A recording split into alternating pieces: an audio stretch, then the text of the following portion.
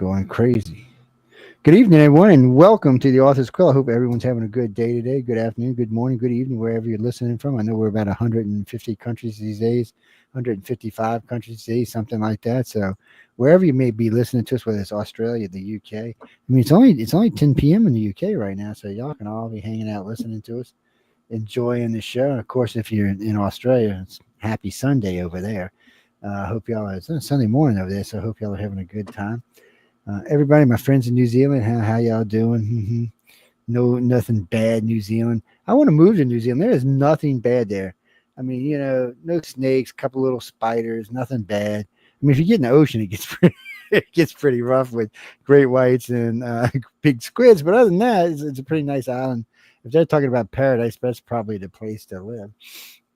For all of our friends in Asia, I hope y'all are having a good day and listening to us. We have a huge audience over there today. I hope everybody's listening. A lot of people like this show in Asia for some reason. It amazes me. I shouldn't say this is kind of racist, but it amazes me how many Asians speak English, and not just English, but good English.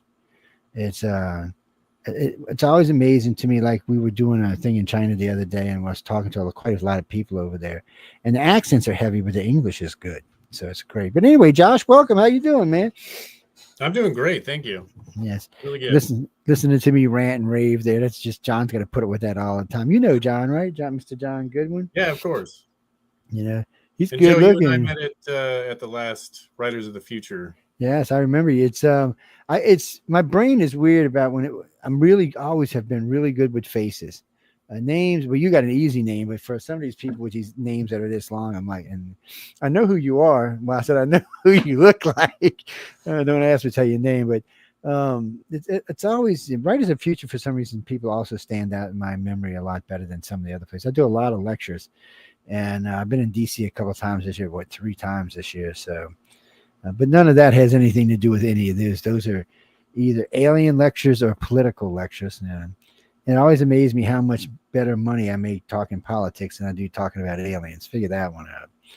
It's just the way it is. I will tell you this though, since this Atlas has been probing our galaxy, our solar system, I'm getting phone calls every day.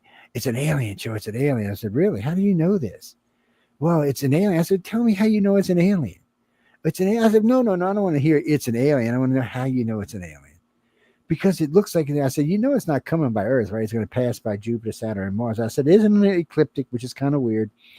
I said, but you haven't showed me anything that makes it an alien. So I said, when they come knocking on the door, I said, we'll talk then. When they pull up and park in front of Earth and say, hey, Earthlings, how are you doing? We'll talk about it then. So, oh, Josh, it's been crazy lately, man. The world has gotten really weird. And it always amazes me. It always amazes me when people become just ignorant. No, I'm not hating on anybody, ladies and gentlemen. Just seems to be 2 segments of our population that have just, how can I say this politely, have become ignorant. There's a thing called the internet, and you can do research. Before you say dumb things, you can actually go on the internet and go, and you don't have to check one source. You can actually check many sources to make your argument more legit. Yes. And we have the book. Where's the book? It's right there behind. Oh, wait, it's kind of crooked today. What's going on with that? Let's pull this up where everybody can see a little bit. Writers of the Future. Have you bought your Writers of the Future, ladies and gentlemen? Get out there and buy one. Yes. John gives me $20 for every one you buy. It's a deal at half the price. No, Christopher. One thing, just as a recent article I saw in Publishers Weekly, it talks about study finds a 20-year drop in reading for pleasure in America, in the United States. It's in 2003 to 2023 that only 16% of adults now read for pleasure on any given day in 2023, which is down from 40%. So it's just, what we do here with the Authors Quill, I think, is really important to encourage reading, and people just like the value of it and why it's so important.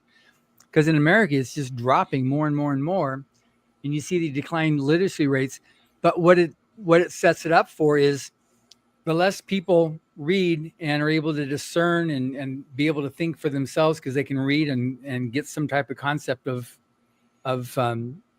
that reading can provide, it's really easy to just, you got the sheeple, so you've got areas, okay, you do this. And that's one of the biggest problems that America has is like, the government knows best, and I mean, that's how I was raised. Like if the government gives it a stamp of approval on what I'm eating, or on this or that other thing, then it must be okay because, trust the government.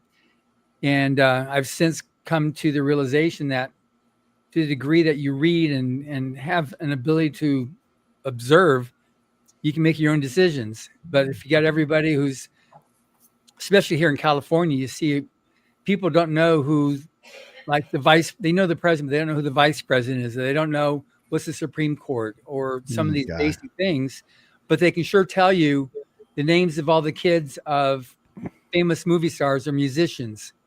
Or the it's Kardashians. crazy how it's gone like that. Well, ever since I got involved with this, I donate a lot of books to Louisiana, Mississippi.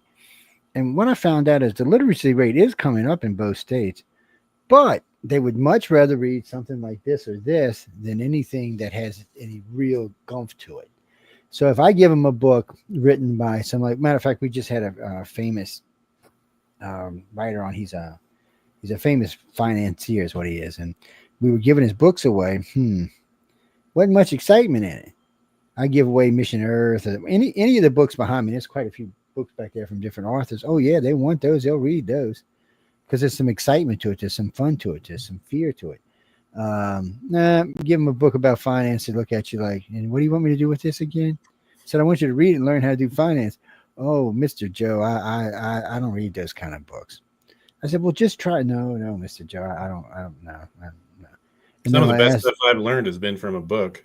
Yes. Yeah. Well, that's the thing. And it's hard to get the youngins to understand there's a lot of knowledge to be had in books. They want to go on the internet, and I understand the internet. I mean, I use it a lot myself. I'm guilty of it myself, but and I don't really get time to read. So I always push John and other people I know for audiobooks, which is great for me. They work really well. I can sit and be typing away on my computer and be listening to an audiobook or driving and listening to an audiobook. Matter of fact, to be honest with you, audiobooks have replaced most of the music I listen to while I'm driving now, because there's a lot of good audiobooks on a whole wide range of subjects that I'm interested in, from just playing around and having fun to learning different things. I was telling this to a friend of mine the other day. I said, you're never too old to learn about important things like finance or how the world actually works. Because when I talk to people, Dan, I said, well, can you tell me, one of my favorite things is, I said, what do we live in? Oh, we live in a democracy. I said, really? Yeah, Joe, we live in a democracy. I said, and people get mad, we're losing our democracy. And I start laughing, and they're like, why? I said, because we don't live in a democracy. Oh, no, we do. I'll bet you money. I said, don't bet me money because you're going to lose. Oh, Joe, no, we do. I said, no, we live in a republic. I said, it's a little bit different than democracy. And there's reasons why it's a republic and not a democracy. And when you get into it, they're all brain. You can just see their brain just seizes up. And I'm like, look, I'm going to give you a list of books to go read about this, to give you an understand what we actually live in and why we live in this. It was funny to me how many people don't understand how the Electoral College works. They bitch about it all the time, but they don't understand how it works and how it benefits different things. And I'm like, I said, it should always be the popular vote. I said, no. I said, because then the heartland would never get a say in anything, ever. It would be New York and California basically would get the majority of this say. And I said, that's not how the founding fathers wanted it. And the more I get into it, people, that you can just see the expressions in their face like, oh my God.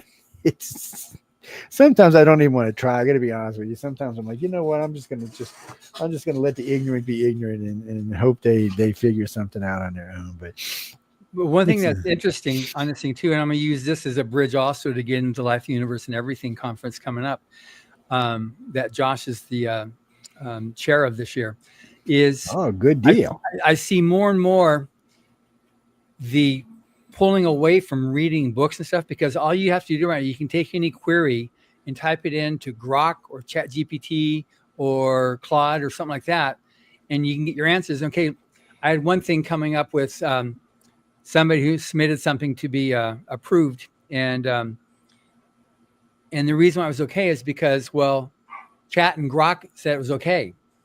And it's like, no, it didn't make sense, but it was okay by them, so it was okay. And so it was like, we're going to see more and more of that type of stuff, where the need to actually go and research and get your full understanding yourself, instead of just putting in the prompts or the query and getting the response and saying, okay, here it is. Because it's the one thing about these models, these computers, is that they're made to output the material convincingly. That's one thing is they're convincing. So whether the data is true or not, it's very convincing. So, because I'll use it to do. I'll write something like a press release. Okay, now edit this AP style, so it gets rid of the stuff. So it makes it. I'll use it for that, or I'll use that. Give me a 150 letter meta tag for this to use on the podcast. I'll take what I wrote and then get that. So I'll do that. But even then I have to watch it to make sure it didn't change something. But it's the whole importance of knowing, the basic of how to write and actually writing. If we're not careful, we're going to lose that skill. And that's why I'm so supportive of, there's a conference that happens the week before Life University and everything, that's called Superstars in Colorado Springs. And the following week is Superstars, is LTUE in Provo, Utah, which is a year older than Writers of the Future. And so we've been back and forth for many, many years, as a to help support and promote writing literacy. So then with that, I'm going to use that now to bridge over to you, Josh. So give a little bit about, because you're located in Provo, Utah, and this is a conference that's open to anybody who wants to attend. I'm sure you got people international, but it's also big time, around Brigham Young University, which is where where originated from, and now it's expanded from that. So a little bit more about LTUE, Life University and everything, and its significance along the lines of what I was just talking about. Yeah, thanks, John. It's you're right. It did start at BYU, Brigham Young University in Provo, Utah, and just naturally, you're going to get a lot of people from there because it's easy to travel 5 miles rather than across the country. And I want to thank you and your wife Emily for coming. You've been awesome support. Writers of the Future is fantastic. We're glad to pair with them. Life, the Universe, and everything. We're going into our 44th year. And that's interesting. So you're at 43 now with Writers. Actually, it's 2 years in. So we're in about ready. Well, we're finishing 42 and ready to start 43 on October 1st. But so it's just over a year older than us. Okay. Yeah. Okay. So the idea behind it is to help new and developing authors. We're geared towards the new people, the people who have no idea what they're doing in the writing world, and they are able to come and rub shoulders with incredible authors, and learn about the craft, learn about writing, learn about marketing. John, I know you've had sessions, one-on-one sessions, where people can come and talk with you about the industry, and it's life-changing for a lot of people. Brandon Sanderson has been here often. Orson Scott Card. In fact, Orson Scott Card is going to be coming again for the first time in several years. He'll be here again in February. And these are the type of people that come and you can learn from and get one-on-one time with and learn about how to be a successful author. Yeah, no, they're those are very good people. They're both judges for the Writers of the Future. Mm-hmm. But I think the main thing, or is really important, is whatever can be done to encourage people to write. Definitely. Because it requires lots of muscles, brain muscles, to be able to do it, which encourages you to not just, we have to research a book, to write a book, you do a lot of research and you have to get it right, because if you don't, people who do know it are going to be the first ones to point out that, hey, that's not right. And if it's egregious enough, they'll excoriate you for like, how dare you say this, because it's so known to be wrong or faulty. So you've got to be able to research and have knowledge and literacy as part of as a primary action to have in order to become a writer. So you've got like what is it, 1,200 attendee? About that, yeah. We hover around 1,200 to 1,300, including the guests who are the presenters and the panelists. Yeah. We're pushing this year. My goal this year is 1,500, and I think we'll get there. That was what we were at before. That's pre-pandemic, right? That's pre-pandemic. Yep. I think we'll get there this year. I think we will. That's good. No, it's great, and a lot of people can really, you can build up at both these different conferences. This is bigger than Superstars, which is I think 400 or 500. Mm-hmm. But this one here, you build a team. You can find other like-minded spirits, that are like, they're on their way, on their path too. And so you can make friends, and you can get other people that know not to like invalidate you and just make nothing of what you're trying to do. They'll just encourage you. They'll say, hey, okay, good. Well, write some more, write another story. What idea do you have? And you'll get that. You get the encouragement that it's hard to find. If you just live on social media for encouragement, forget it. That'll never happen on social media. One of my favorite descriptions of this, we'd like to call it a symposium, because it's not a conference like FanX or Comic-Con or that. It's specifically geared towards learning. So we do have people who are fans. I'm a fan. Some of the authors that are coming, I'm going to be geeking out about them being there. But the goal is to learn, not to go and be a fan, but to learn from these authors. One session that I'm a part of, I'm an EMT and I do search and rescue. And we have what's called our hands-on first aid class. And authors can come in, new authors, they come in and we teach them hands-on, like how to give an IV, how to package people, and we tie it into writing. Like, hey, this is how you can use this in your writing and get that firsthand experience rather than trying to guess. Well, that's good. I used to teach first aid when I went to college. I ran the first aid program and I taught CPR. I was trained through Red Cross, and so I was able to give their first aid cards and their CPR cards. I mean, that's long time past, so long since expired on my ability to do that. Yeah, I was the guy making y'all need the CPR. I'm sorry. I'm Special Forces, man. Which we had to learn all that ourselves, but I was usually, the one inflicting the damage. Yeah, Special Forces, you guys are a different breed. You know all this stuff. Well, you know how to give life and take it. Yes, well, it's funny because when I got into it, I thought I was going to be, Special Forces SEALs, something, because in the Navy. And then I find out, oh no, the guy said, no, you're SPSP. I'm like, what is it? He said, we say Special Forces Special. I said, what the hell is that?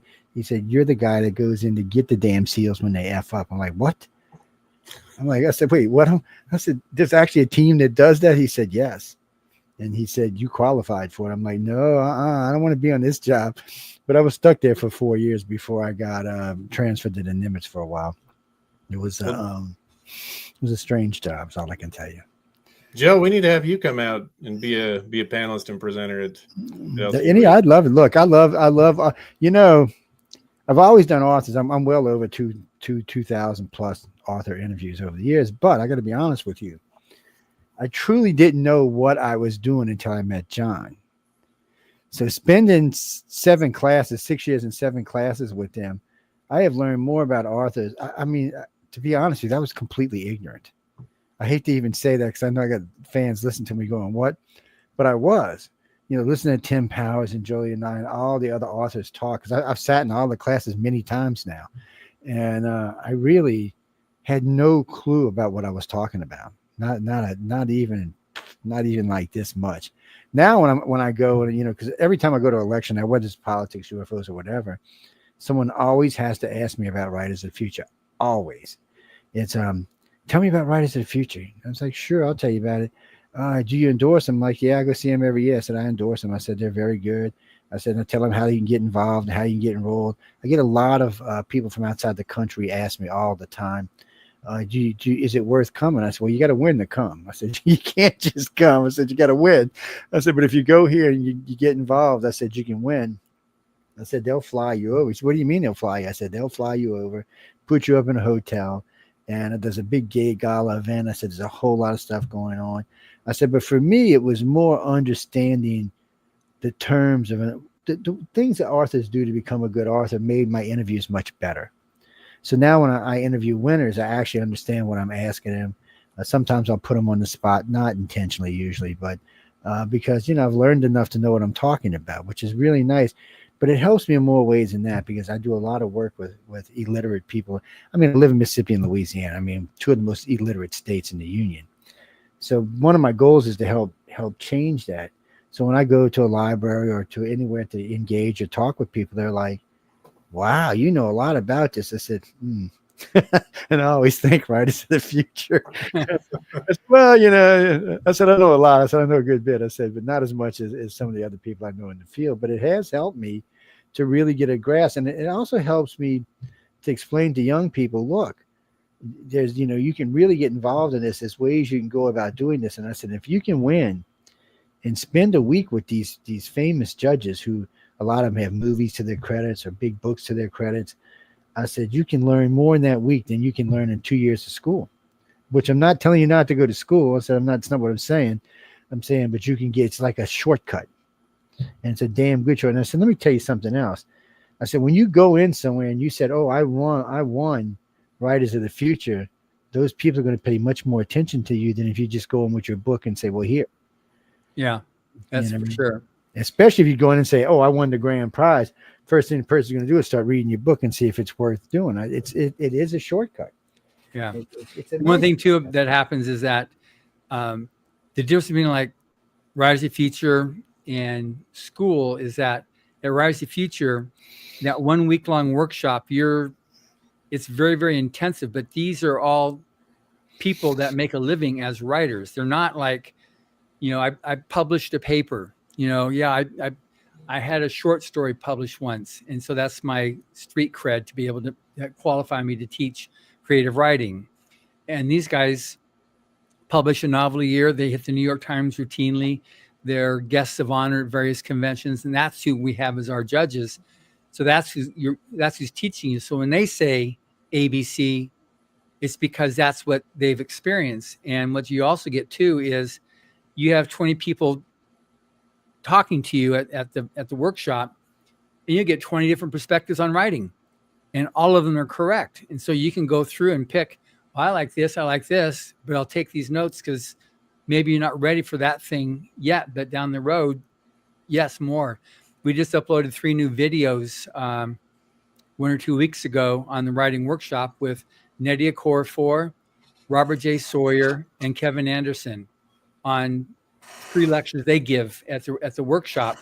And so they gave that, and we just added that to the online writing course.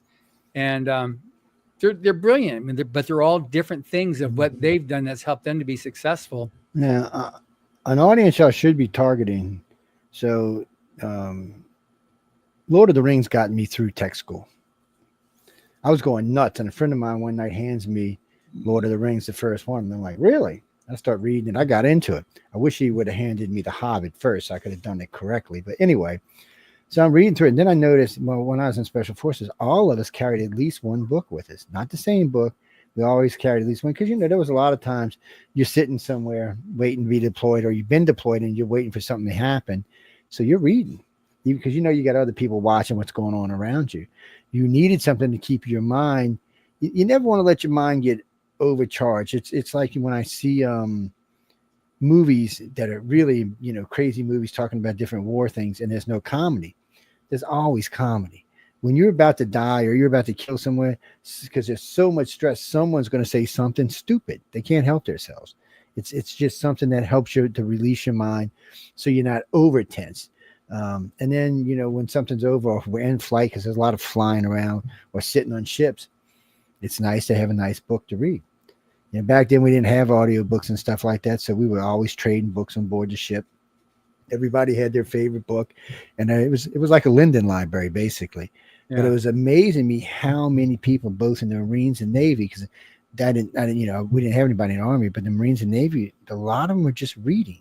And it was amazing to me how many of them really had good reading skills. I mean, your basic job is to go out there and kill somebody. It doesn't really matter if you can read. Yeah, you need to read a schematic or a deployment plan, but not a book. I mean, that wasn't a requirement, but everybody did it. And I'm gonna tell you what, it got me through a lot of boring nights. It got me through a lot of scary nights. It got me through a lot of nights on the ship when I was waiting to be deployed. Got me through a lot of nights when my MOS changed to advanced avionics and advanced electronics. It really helped me to get through this. So it's one of the reasons I like talking to authors, because it's my way of paying them back for keeping my ass alive, basically. Because if you get to the point, there comes a point that if you can't relax even a little bit, odds are you're going to make a mistake. And a mistake in special forces usually just don't get you killed; it gets everybody killed. So, and it was one of the things our CEO used to tell us all the time: here, read this, read that, read this. Sometimes he'd come out of nowhere with a little pack of books, little tiny books, and probably why I need glasses today, but still, it helped to release the stress. It just helped to release. And sometimes it was drama, sometimes it was sci-fi. God knows what he was going to give you, but it was something to read to take your mind off what was going on around you or what was about to come down. So it was a good thing to have. And so I thank authors for that. And also thank God for the books that get me through tech school, because tech school was worse than special forces. Tech school, because in the Navy, you can't fail a test. You can't get one question wrong, not one.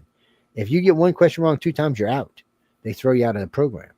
It's not something you can do. I mean, you have to ace every test, and it's stressful. And some, especially in advanced avionics, advanced electronics, advanced flight recognition, these are things that are way above most people, and you're sitting there, just your brain is just stressing. So I go find a book, and like I said, I read Lord of the Rings probably 6 times while I was in avionics. You're not interested in somebody say, "Yeah, I got a 90%." What about that 10% you didn't get right? Yeah, see, Navy don't do that. If you fail, you're out. They don't even play. And if you fail 2 different MOSs like that, they'll kick you out of the service.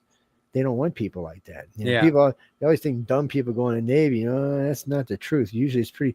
These days, especially, some of the stuff I worked on the USS Nimitz in the conning towers was so advanced that it was you couldn't even put it in. Most of it's still classified today, but you couldn't even put it into words. It's not something the average American was going to ever deal with or see. So it's hard for them to understand why they had to. It's like Fred Smith. I mean, one of our hosts, he's ex-Marine. He speaks at the UN on a regular basis. This is a Marine. Well, I mean, do you really expect a Marine to be speaking? Yeah, but he does. He's damn good at what he does too. Any way we can pay back, we try. You were talking about the story about giving books to read. We had, because we've always given books to soldiers, especially during Desert Storm and whatever the freedom was. But remember, somebody Iraqi Freedom, yeah. Said he had a copy of Battlefield Earth, which is a big book. And he was carrying out, and he was shot, and the book stopped the bullet. So he was forever thankful for Battlefield Earth. Nice. So most people are not in a situation where they're going to be where you were, Joe, for special forces. But to a lesser extent, I think books in general are an escape for people. You hear about people in difficult situations or just the difficulty from day-to-day life. Sometimes it's an escape. It is. Which is it's needed too, especially right now with the divisiveness and just you go on to, it's funny because I get LA Daily News. I subscribe to it just to keep up on stuff. I definitely am not interested in the LA slime, but the LA Daily News, I'll get that. And throughout the day, I get 3, 4, 5, 6 news alerts. This person's been killed. That person's been shot. This person's been stabbed because they couldn't shoot him. It's just like, it's amazing. It just goes on and on here in LA, just how disgusting it is. But that's what people are being fed constantly from the media. Mainstream media just feeds bad news that keeps people upset and keeps them coming back. Like, what's happening? Is it going to happen to me? What about this? What about that? And it's, that's what the media does. So you need to have something like Escapist that you can just read and kind of like, take a chill pill, man. Read your Lord of the Rings or read Battlefield Earth, or the one that I'm this month. It's the 85th anniversary of this book here, Typewriter in the Sky, because it's a pirate story, and August is also been nicknamed Argust. It's the International Pirate Month, so it's Argust. So International Talk Like a Pirate Day is September. That's September, but August is Pirate Month, huh? Yeah, so that's August, not August, Argust. And but anyway, so this book here, we've got it on special too on Amazon for only $2.99. But it's an amazing book. Clive Cussler gave it a rave review. Kevin Anderson, Tim Powers. It's just been all over the boards that people have like commented on it that are, what a great book it was. And this was the beginning of, it's called like recursive science fiction. It's a writing story about, where the author or the character knows that they're in a story, like Stranger Than Fiction, the movie that came out several years ago. So this is the first one of that for science fiction. And so it's really good, but it's got romance. It's a pirate story. And it starts off, here in New York in the 50s. And this author is trying to explain to his publisher, yeah, I got this story. He's done nothing. He's already been given the advance, spent it. And now he's like trying to, the publisher saying, well, when do I get my book? He said, well, what's it about? Do you even have the thing? So the guy's like, starts describing it, explaining, because he's just off the top of his head, off his cuff. And then his friend gets pulled into the story. And so this is the whole story. And his friend's trying to control it so that he doesn't get killed at the end. So it's an amazingly fun story. But it's like the author's, the guy in the story, the author's name in there is Horace Hackett. He's totally a hack writer. He doesn't do his research, and he's got the guy's playing a Steinway piano 50 years before Steinway even existed. And he gets the data wrong on it. And then when he changes his mind, all of a sudden the story changes direction and everything erases. So it's very funny. So authors really like it too, because they can see how it's, he's spoofing, the authors if they don't do their homework properly, doing their research. But it's a great story, and it's like I said, we've got this in celebration of the International Pirate Month, August, and you can get it on Amazon right now for $2.99. So I'm definitely encouraging people to check it out, because it's, that you can't even get a cup of coffee for that. You have to buy 2 books. Well, at least in Cali you can. Out here you can. There's a project they're trying to get going. I know I seen some of the paperwork on it a couple of weeks ago. They're going to send it to the president. They want to start putting all books. They want to make all audio books. Now, not like what we're talking about, the audio books y'all make, which are much different and much easier to listen to. But they want to be able to give people who are not patient enough to sit there and read books. When I was young, when I was young, I read a lot. But as my life changed and things got different, like even with the studio, when I was working when I had my construction company and this, I had very few time to pick up a book. So it was always plug one in, while I was driving. I had an hour drive each way so I could listen. And I got through a lot of books that way, which I got to enjoy them. Even if it was just somebody's voice, a good voice, somebody with a decent voice reading the book, it allowed me to get through books that I wanted to read, but I knew there was no way I was going to sit down and read them. For me, sitting down and reading today is even though I'm semi-retired, well, the station takes up my time now, but it's just nice to have an audiobook, because I can, just to put this in example, I was downstairs with my dogs yesterday working on my dock, and I picked up my pad. I had an audiobook on there, and I put it on and started listening to it while I was working. I listened to the damn whole book. As a matter of fact, because of the book, I actually stayed an extra 2 hours working on a dock because I wanted to hear the end of the story. And I just wish I had more time to sit and read. Now, like my wife, no. She's like warp reader. She reads at some speeds that are unbelievable. I remember the first time I gave an Anne Rice book, the freaking book was this thick, this big. It's hard. So I said, okay, baby, I'll see you in a couple of days. That night, she says, when are you going to get my next book? I said, what do you mean? She said, I've read it. I was like, just like, you're fucking kidding me. Excuse me? No, man, she was done. And at one point, before Katrina, we had 4,000 plus books in the house. We had a Linden library. And, of course, Katrina took care of most of those. And so we've been replacing them. I think we're up to 1,800 now. She's read every one of them probably twice. And she bitches because she got bad glasses, and she still read every one of them twice. Some people can read like that. And even when she was working and when we first got together and we were working all the time, she still made time to read 3, 4, 5 books a week. It drove me crazy. Wow. Yeah. I read one book. What's that? Isn't that what you're doing? You read it. Yeah, I read a book a week. I do a book a week for the podcast. Yeah. That's still a good workout for me. I actually told her she should go be an editor. I said, baby, the way you read, you should go get another job doing something you really like. Oh no, I like what I'm doing. I'm like, okay. She'd come on, she'd stop and get one of them paperbacks about yay thick, 200-300 pages, and we'd be sitting in bed watching TV. She didn't read the book. I'm like, because I learned to speed read when I was young. I'm not into speed reading. That she doesn't speed read. I tried it when I was young. I took her course, and I was really good at it. And then I realized I was watching a movie that was made from a book, and I realized I had missed quite a few things because little words can actually make a difference in the outcome of a book. And it's not just skipping the ands and its and that, but there's other things that you go over that really make a damn difference. So I told everybody I knew I wouldn't recommend speed reading. Just learn how to read it at a good clip. But Linda reads at some like she's a freaking alien or something. She just I've never seen anybody read like that before, and she didn't skip any words or anything. I'm like, I actually challenged her on it one night. I said, "Oh, you're speed reading, bull ass."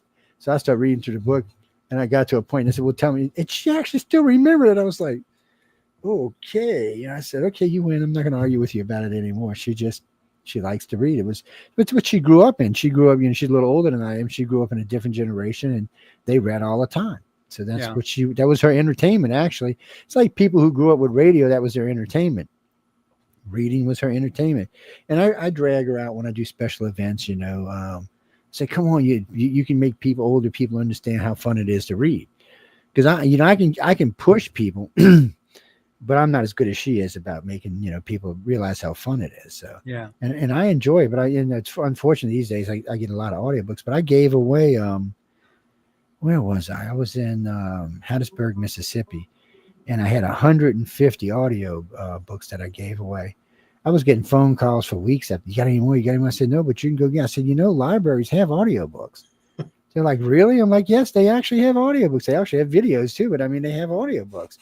And it was amazing to me, not any of these people, young or old, had any clue that they actually did this. There's apps that you can get now that they rent them from the libraries, and you can. Well, I see. I didn't even know that. That's cool. Yeah. Mm-hmm. Yeah. That's how we have people here.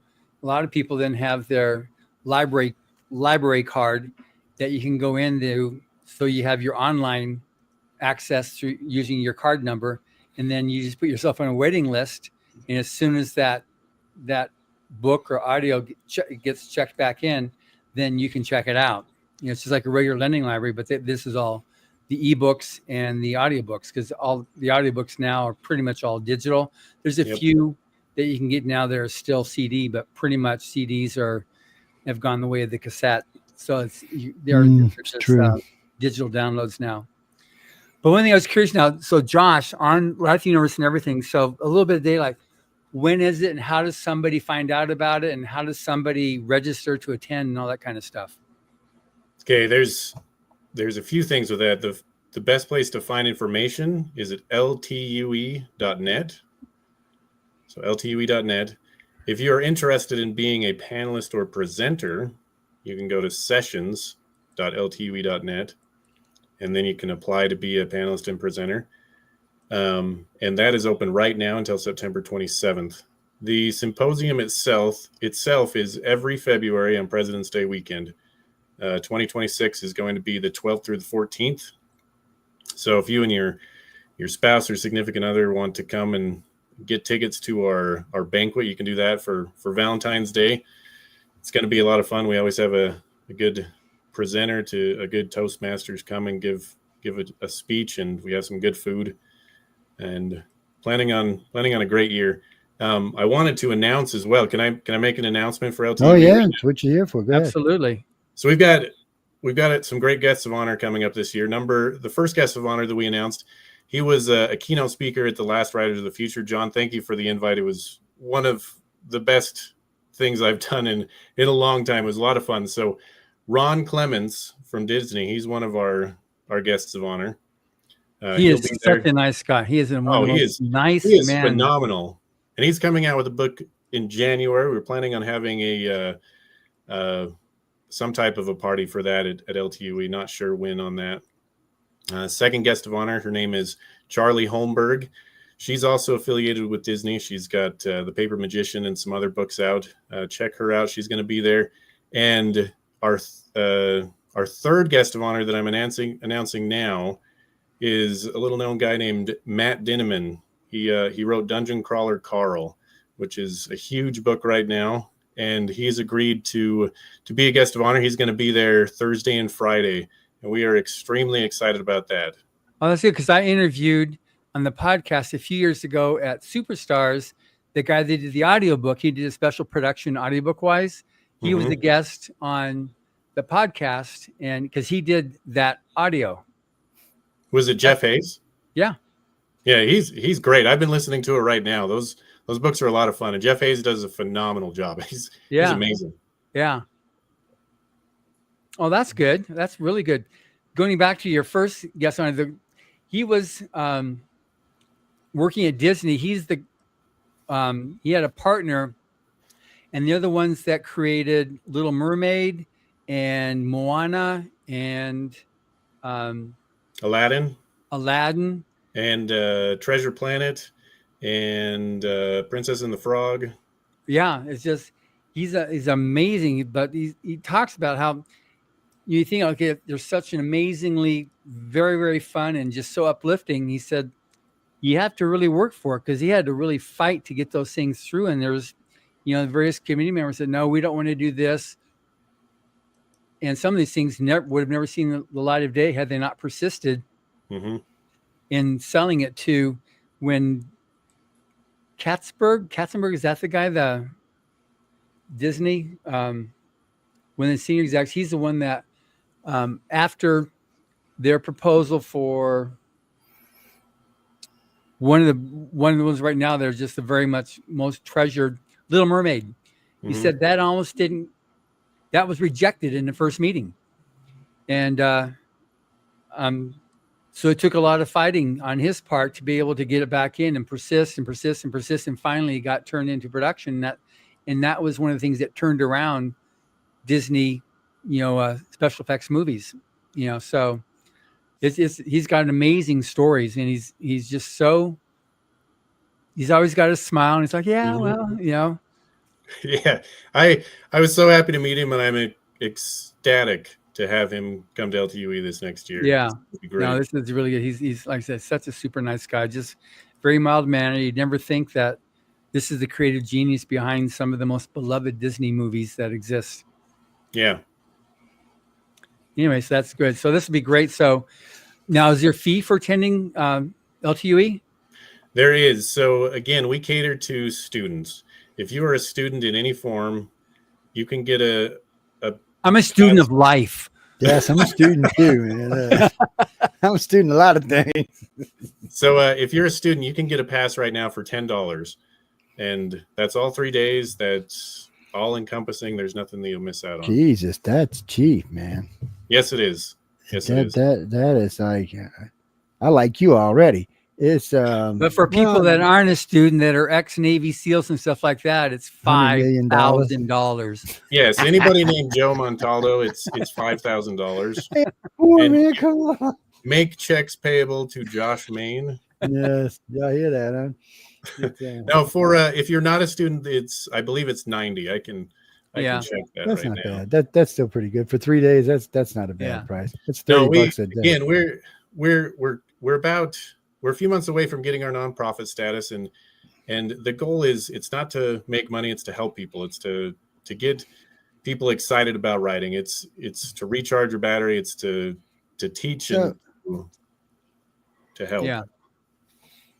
Yeah, and it's one of those things too that, like, you've got your, I don't know if anybody's paid. It's all because it's a nonprofit. Everybody is volunteer. The money that has is to bring in your keynotes. They need to be flown in and provide hotel, but otherwise, in God we trust, all others cash up front.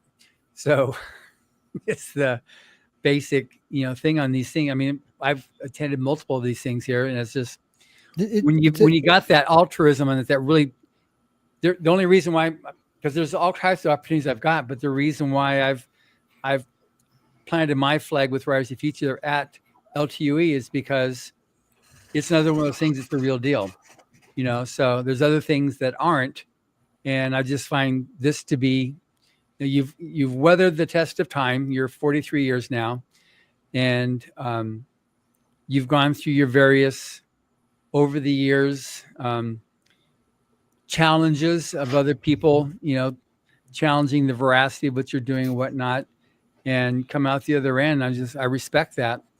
And Dave, your founder, is he's just a good egg. He's a good guy, and he's just all about that. He just wants to see that happen. He wants to keep it going, and he loves the fact that he's got people like you and past chairs, that are there to continue to carry the torch. And several of the people involved are themselves Rise of Future winners.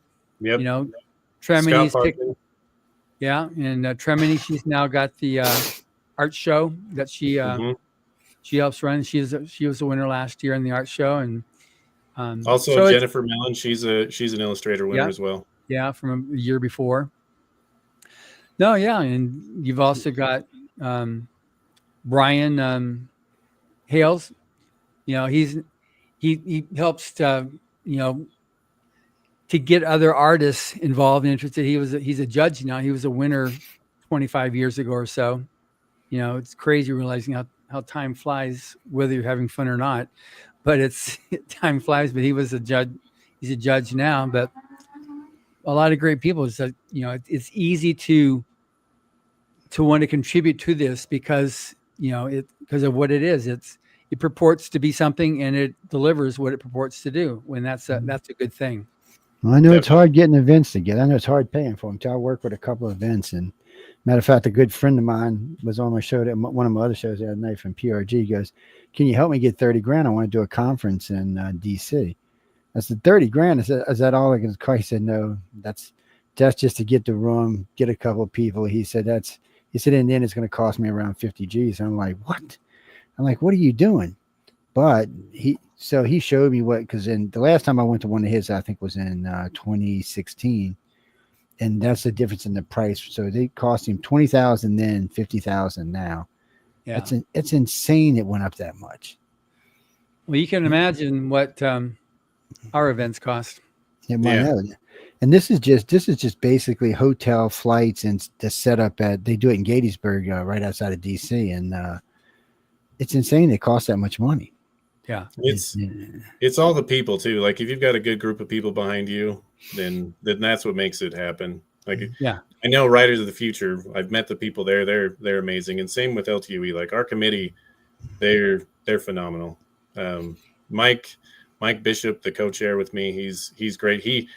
He's not one to be in the spotlight, but he is great at being organized. In the Parkin family, like Scott Parkin and his wife Marnie, they're some of the foundation for LTUE, and got to give a shout out to all the committee members. Hopefully Scott was a winner like 10 years ago in Rise of the Future. Yeah, Scott's great. Yeah, he's always got his 3-gallon jug of whatever he's drinking. He's carrying around with him. That's that mushroom juice, man. No, he drinks his diet sodas. He like. Yeah. Well, that's what they got now. They got this new mushroom juice that helps you lose weight. It's guaranteed to knock 2 pounds a week off of you. I'm like, no, you can keep it. If I want mushrooms, I actually grow them here in my house and underneath my house. I grow a lot of stuff here actually, but mushrooms is one of the things I grow. I grow cucumbers and tomatoes and carrots and onions and bell pepper and you name it. And I'm growing out 3 different types of tomatoes.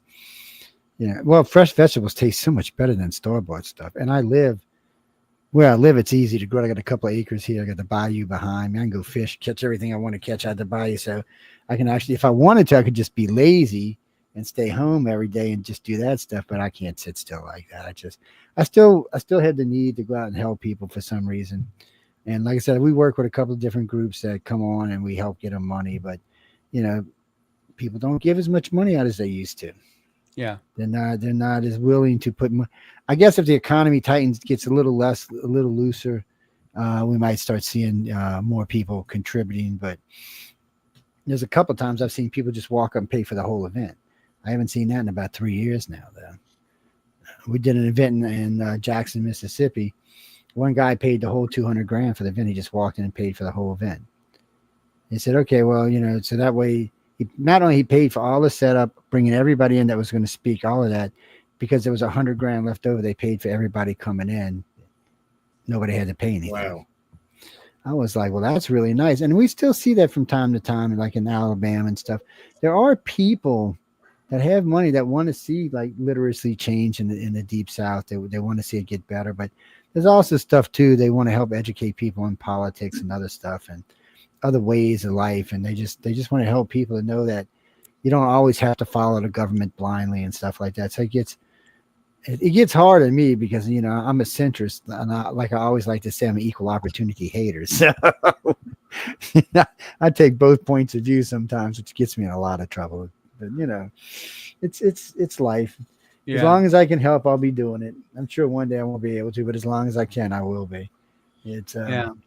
Now, one thing I'm curious about, Josh, why did you decide to take on? Because you're like one of those guys that's also, you've got 10 times more things you can possibly handle that you're doing at any given time. But you decided to take on being, the con chair. Why? You're right. I do a lot. And when Ryan Boucher, again, he's still on the committee. He's amazing. He's the one who set up our sessions, and he's phenomenal. He came to me a year ago and said, hey, I would like to invite you to be the next chair. And I told him no. I was like, no way. I do not have time. And then I thought about it, and it just felt like something I needed to do. Just felt like it was a good thing for me. It would open some doors and be a way for me to learn and to grow and to help. And that's why I'm on the committee. I went. I bet it's just for that free LTUE 43 cap you're going to get. Yes, so chairs, they do get a badge that says previous chair, and I get into LTUE free forever. So now I can quit, and I can just it's about 7 or 8 years ago, I went for the first time, and I said, this is something I want to be a part of. Yeah. And never considered being a chair, ever. Never thought it would be something I wanted to do. That's why they wanted you. Maybe. Thankfully, I have, again, Mike Bishop. He and I are both chairs, and we work great together. And it's been phenomenal. Opened a lot of doors. John, I got to meet you personally. Joe, met you. Got to go to Writers of the Future. It's just so many amazing people I get to talk to. I do guest services there and have since I started. And it's my favorite part. Meeting the people, rubbing shoulders. The AfterCon is my favorite thing, to just go and play games and talk to people and make connections. And you don't call it Dead Dog, you call it AfterCon. I don't know if it has an official name, just more of what it is. I don't know what we call it. Yeah. So is Jenna, what's Jenna? Because she's the con chair next year, right? Or the co-chair? Yeah, because she's another sweetheart. Yeah, Jenna's amazing too. So she's going to be you next year? Yep. And it might just be her. I told her that I'd help if she needed it, but Jenna's amazing. She might be running it herself next year. Wow. That's called masochism. But anyway, okay, good. Right? And she this year she's in charge of pitch sessions. So she sets all that up and does a great job. Yeah. No, she's amazing. She's one of those enigmas, one of those mysteries. She's just so awesome. She's beautiful, very talented, very smart, handles a lot of things. Just, anyway. It's good to stay busy. She definitely does that. I could not be one of them people who just sat on a chair and watched TV all the time. I'd go nuts. I couldn't do it. I like to be involved in many, many, many, many things. But I've always told myself, don't get involved in something unless you can give your very best. If you can't give it the best, don't bother with it. Let somebody else do it. So that's why I get asked to do a lot of things, but I'm kind of picky and choosy on what I do. Writers of the Future hooked me. John was no good, what, but he tricked me, man. He's a no good sucker is what he is. It's no, really and truly, it's I mean, the poor man went through a lot of hell, but I pitch him hard these days. Anytime I'm in any lectures, because I do a lot of different lectures for a lot of different stuff. So they get a lot of free press that way. And whether it helps them or not, they're still getting it. And it also may help some of these people down here get out and talk to people, get literate. There are not enough things in the Deep South to help, other than stupid cons, like whatever con. There's not enough stuff down here to really help people, to encourage kids to read or to listen or just get involved in something. It's so we do a lot of that's what we're out there doing. I do a lot of college stuff too, so that's interesting. Lecturing to college kids is how can I say this? We'll just say it's interesting and leave it at that. What's interesting is I just had a person, I just got an email from Africa, from somebody in Africa, a friend who runs the Erwin Hubbard House in South Africa, but they just opened another Erwin Hubbard House in Zimbabwe because he was there for a year. He actually proposed a constitution which, everybody was able to get a vote, at which point, because that was at the time when there was still apartheid, his visa was canceled. Because he proposed that all the blacks could be able to vote too. But one of the persons down there, one of the speakers got very excited about Rise of the Future. And so in Zimbabwe, and wants to connect up with me on what they can do to disseminate Rise of the Future in Zimbabwe for writers and artists to be able to, enter and to be able to expand their careers, so that's pretty cool. Just it gradually just like continues to flow out there and get out, this is a resource for people to be able to get that international recognition. So that was pretty cool. That was just this morning. That is cool. It's always good. Let me drop Scott in with us. Hey, Scott, how you doing, babe? Oh, I can't hear you. You're talking sexy to me, but how about now? Okay, good. I had my mic off because I didn't want to accidentally interrupt you. No, it's great to be here with everybody. I just got back from a picnic in Pittsburgh, and we had Richard Cadre, New York Times bestselling author, there reading some of his latest work to us. It was great. So this is a wonderful way to end the afternoon. I have 5 hosts in Pennsylvania, 3 in Pittsburgh. 5. I was like, I said, I could tell Michelle at the time, I said, either Canadians are taking over or Pennsylvania's taking over the network. I mean, we have a lot of hosts there. And we only got 1 host in Utah, people. If y'all out there, listen, shame on y'all. I got to give my friends in Utah. We got a lot of friends out in Utah, so I got to give them trouble. But it's nice having you on. Josh, anything you want to punch before you get out of here? Or you can hang out if you want. I don't have anything else. Thank you for letting me be here. I appreciate it. It's been fun. And I encourage all of you to come to LTUE in February. Scott, you as well. Have you been to LTUE before in Utah? I have not. Well, come. This one's I'm a little biased because this is the year I'm helping run it, but next year is going to be great. February. Let me see. February. Oh, no driving there. That's for sure. You have to fly. Last time I was in Moab, even close to winter, there was so much snow you couldn't even see the highways. This February when I was there driving around, you see these signs saying "Beware of the snow falling hit." I see there's lots of stops. Not the snowfall. What's the I think of landslides. No, it's the avalanche. Beware of avalanches. I said, what? That was just such a foreign concept to me here in Los Angeles. I see there's lots of places you can pull over and put your chains on your tires. Mm-hmm. My car, you can even put chains on the tires. Oh man, no, there's no snow where I live. Well, this year actually we did get I say that, but we got 1.5 feet of snow this year. I've never seen that in my entire life living down here. Most of you get 2 inches, it's gone in the morning. This was a little ridiculous. And of course, nobody in the South knows how to drive on snow. So it's everybody actually stayed home for a change. Nobody went anywhere except you seen some guy we had his truck pulling a boat behind him with all the kids on the snow, which I don't know what that was about. But anyway, but it gets interesting in Utah and when it gets snowy and stuff. And for some reason, anytime I go to Salt Lake, it always takes me through the middle of Colorado up to the top and then through Moab into Utah. And then you get on that interstate there where it says 85, but the cop don't care how fast you're going. Because last year or year before last, I blew I went at 95. I seen his car do this. He didn't even look up. I mean, really, he didn't even look up. I was like, I need to move here where I like going. And last time I went to Area 51, I don't even think I've seen a cop.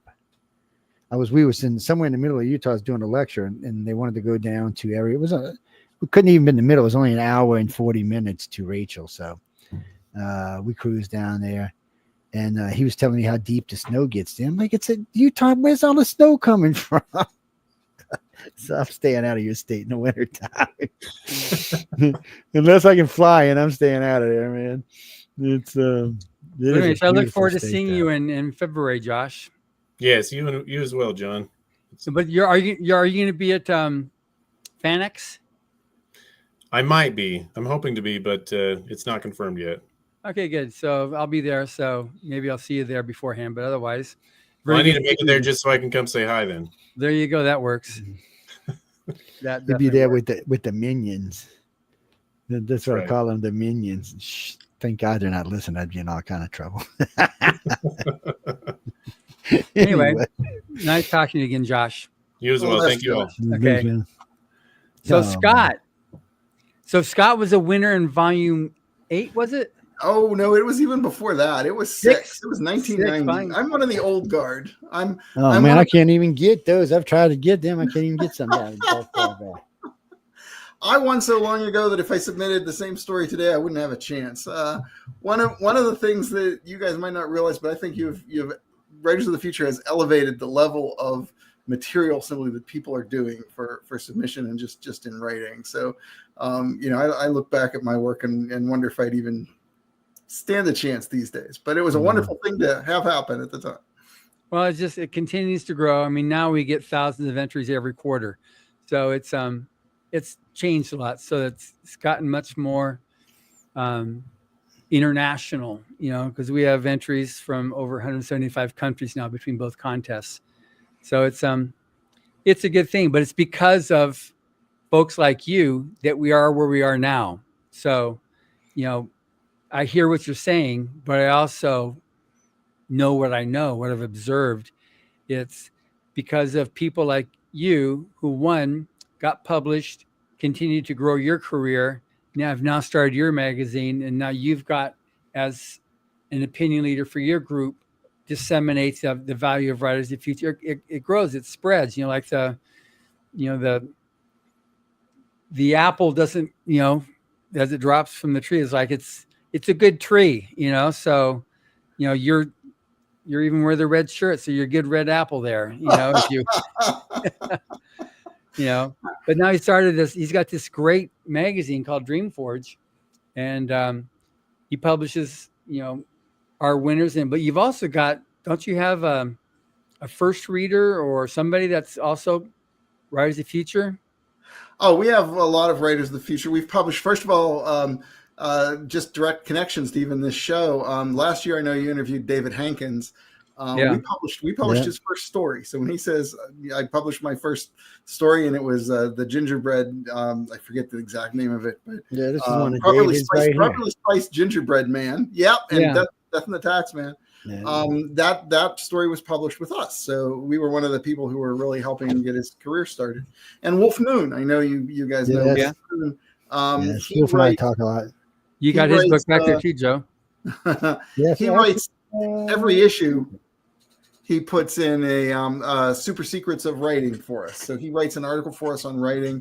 And we have a Dreamcasters writers group that's associated with the magazine. And Wolf Moon is often there, talking to our writers. David Hankins is a member of that. Yeah, there's his Howling Good Story, Wolf Moon. Absolutely. The only reason these books are around because they're my autograph copies. That's the only reason. It's upside down, but we get the idea. Mirror imaged, but damn it. There we go. Yes. Oh, that's why it looks backwards to me. Okay, because I'm on the camera. Yeah. So there's a lot of connection. We have published quite a number of Writers of the Future people just because they send us good stories. And then, we're looking at the story first and it's like, oh, there's another Writers of the Future, contestant or a Writers of the Future winner, that sort of thing, because you can see the level of skill that they've put into it by the time they get to us. Yeah, Leslie Robin, who's your counterpart with Galaxy's Edge, she has even a special portal that she makes available for Writers of the Future winners so that they can then go in and submit. There you go, Joe. Send it to us. So every now and then, people send me money, and when I open a book, there'll be $2 or $3 or $4. I mean, these are crisp, never been used. I always forget that. I should always check. And I'm just going to put them in a They thing. send that so that you can mail it out. Is that what that's for? No, they do that.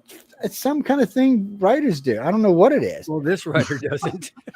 Well, I get a lot of people who send me it's always like, see, if you notice, they're crisp and clean. They're in series.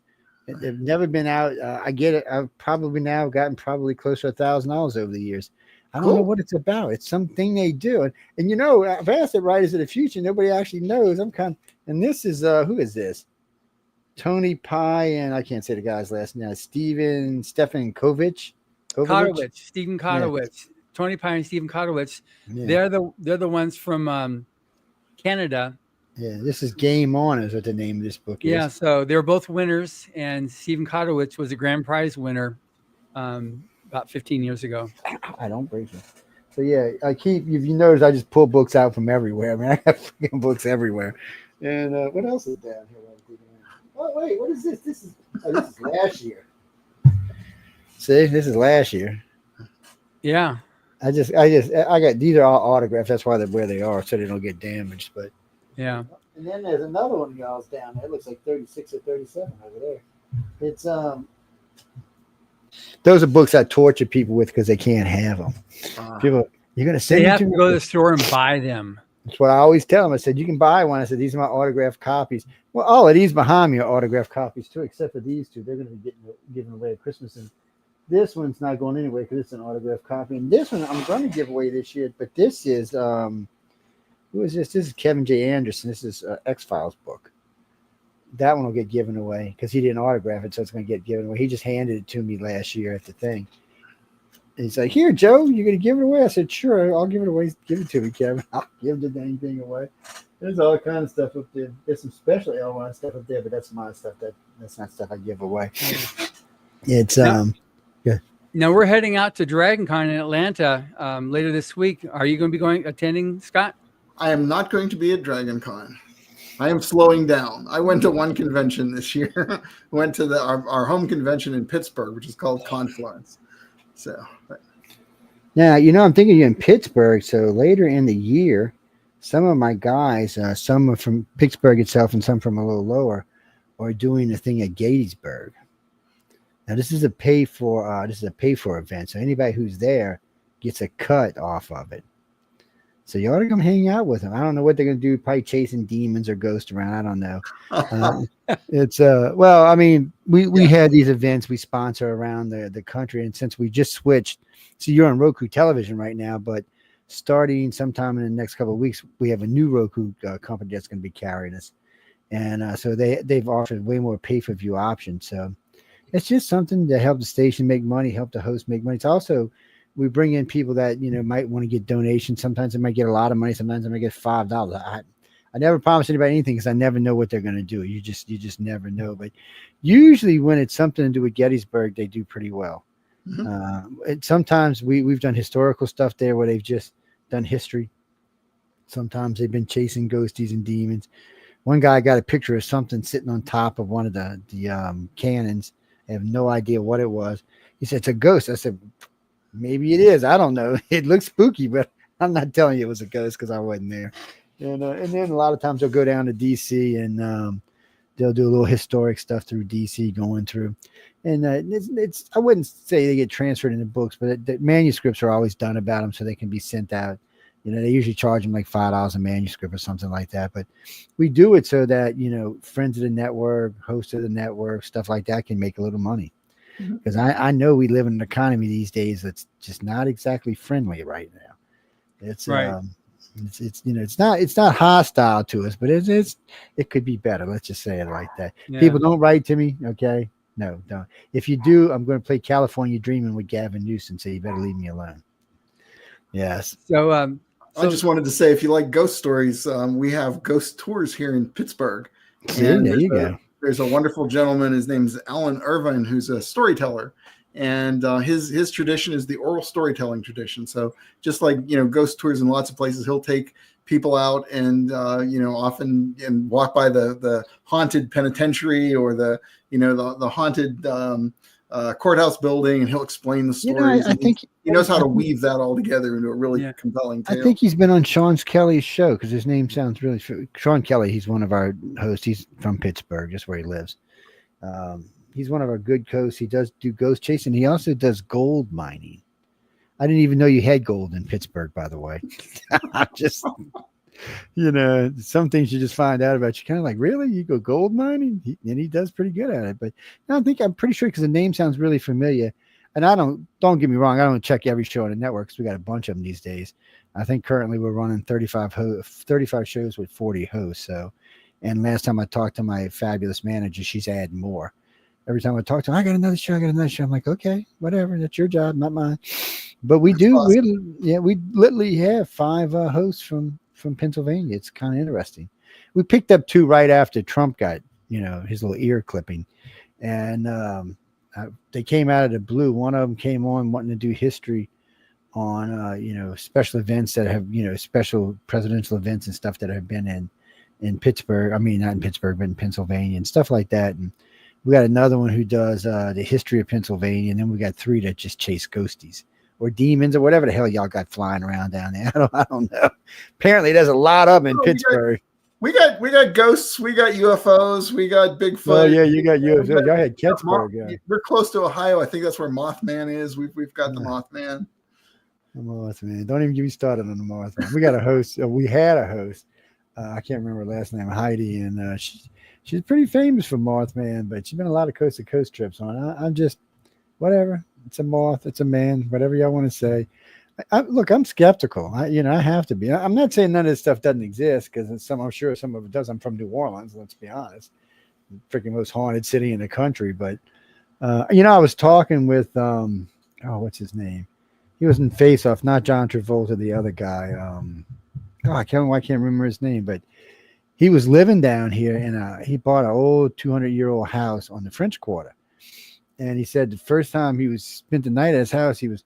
He had a house and you walked up the stairs and they had a little balcony that went this way and they had the doors there for each room. He said, I'm walking Nicolas Cage, thank you. He's walking up the stairs and at the top of the stairs, there's this woman in an antebellum dress just sitting there looking at him. And he's thinking, is that like a ball going on? And it broke into my house. And then it just went through him. He said, first time it happened, but he said after about the 8th or 9th time, he sold the house. He sold it. He said, I didn't believe in ghosts. I still don't want to believe in ghosts, but guess what? I sold the house. I sold the house. He said, plus people used to knock at his door at midnight. We do a tour? He's like, get out of here. You're not doing a tour of my house. Oh, it gets crazy down there. And Anne Rice wrote about Antoine's. So that when you walk into Antoine's, there's a big long hallway going to the courtyard. And on the left side, there's pictures of all the people who's run Antoine's, all the family members. They all look exactly alike, just in different clothes. And so Anne Rice said it was one vampire that just would change his image every couple of years, every 30 or 40 years. But Antoine's, I think, is 200 or 150 years old. So it's been around. That's what I'm saying. There's ghosties all over there. I just ignore them. I'm not a ghost. I say, hey, ghost, how you doing? I'm out of here. And they got ghosts with a dinner in 2 different old restaurants down there. They make the head of the table where the ghost sits, and then everybody has dinner. I don't want the ghost interrupting my dinner. If I'm going to pay $300 for dinner, I don't want to be interrupted by a ghost. But see, that's what Kelly paying for the ghost. Yes, that's what Sean was telling me about Pittsburgh. He said it's really haunted. I guess because it's an old city too. It's not like it's a baby city. I mean, the older the city, the more likely there's going to be some strange stuff going around. Yeah. And what are y'all? I mean, even at the top of the state, you're only like 2 or 3 hours from DC. Oh yeah, it's easy for us to get to DC. But like one of our famous ghosts would be Mrs. Soulful. You might remember there was a Mel Gibson movie years ago, and that's a true story that happened in a Pittsburgh courthouse penitentiary. And Mrs. Soulful is supposed to still haunt the old courthouse and can be seen from the streets, in the window, that sort of thing. So I'd be like, hi ghosty, bye ghosty. Yeah. I don't see no reason to irritate ghosts. I mean, let's move on now, move along. Yeah, but it's a lot of fun. It is fun. Now Scott's got a magazine, DreamForge Magazine. So What's it like? Because you went print and now you're mostly online. No, we're still print. What happened was we started out trying to do a quarterly print magazine back in 2019. I remember because we were in the first issue. You gave us a really nice feature in the first issue. Yes. But we started actually publishing in about 2019 after figuring it all out in like 2018. And then COVID hit. And so we went through some transitions. There was a point where the post office lost all of our magazines. Literally. Which we had to kind of monitor and do a reprint for, a lot of our subscribers. And that's just when kind of the bottom fell out. So we had a lot of momentum for a quarterly print going in, and COVID kind of killed that. And what we've been doing since then is we scaled it back, make it a little more manageable for my wife and I, because we still work full-time jobs. And what we do is right now, and what we've been doing for a few years, is we do a quarterly digital magazine. So 4 times a year, we do what we call DreamForge Anvil, which is online and available as EPUB, Mobi, PDF, that kind of thing. People can subscribe to it. And then what we do is we gather the stories twice a year from like the first 2 digital issues, and we print those stories in a full color magazine. Not sure if we'll have luck showing you here, but for those people who can see camera stuff, this is pretty good. This is a cover of one of ours. And we've had lots of good stories over the years. It's been my pleasure to publish like reprints from Robert Silverberg, who was one of my heroes growing up. We've done a reprint of some David Weber material, and Jane Lindskold, who's another New York Times best-selling author, has been in our pages. But and a number of Writers of the Future winners have been in our pages. But what I really love is basically working with new writers, because we've kind of evolved it into, we do the magazine, but we also have a writer support group. They support us on Patreon, and we have monthly meetings where we bring in speakers, including John. John came to one of our meetings at one point. And we try to just basically help them know the basics of writing. Because as an editor, that's what I see is I see a lot of not basic knowledge of storytelling. Not necessarily, hey, you guys can't write. You have a command of the English language.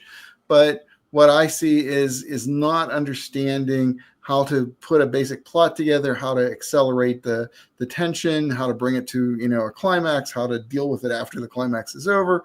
And so we spend a lot of time talking about those things, and things like plot twists and kind of basic mechanics. And we try to tell people, well, this isn't the only way to tell a story, but this is where you learn. This is where you start. So if you don't know these basic rules, you're always going to kind of go off the reservation. You're going to go off track trying to get your story together. And we have a lot of fun with that. It's really meaningful. And that's where we take our inspiration from Writers of the Future. And from when I won Writers of the Future, your editor was Algis Budrys. And he was a great teacher. You could just tell when I went to the writing workshop that his heart was really in it. Yeah. He really had compassion for the people that he was teaching and trying to convey basic storytelling techniques. And as just as I got older and our day job businesses started to wind down a little bit, it's like I just thought I'd like to give back a little bit of that.